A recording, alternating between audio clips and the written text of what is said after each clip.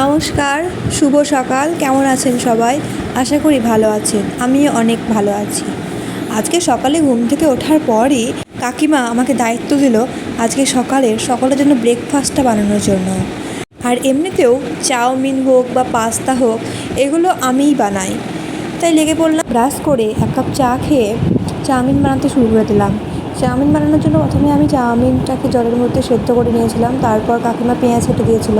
পেঁয়াজ কাটতে গিয়ে আমার চোখ দিয়ে প্রচুর জল বেরিয়ে যায়, তাই কাকিমাকে বললাম পেঁয়াজটা কেটে দেওয়ার জন্য।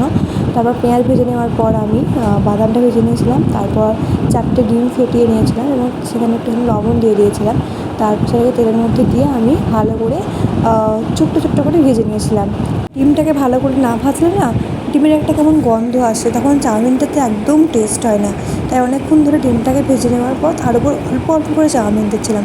যেহেতু সকলে খাবে চাউমিন, তাই চাউমিনের পরিমাণটাও অনেকটা ছিল। আমি না শেষ পর্যন্ত নাড়তে পারছিলাম না, তখন কাকুকে নাড়তে দিয়েছিলাম, কাকুর সাহায্য নিয়েছিলাম। তার এই দেখো চাউমিনের শেষ অবস্থা, সব জায়গায় পড়ে টরে এক হয়ে গেছিলো। আচ্ছা, এবার খাওয়া দাওয়া করে নিই।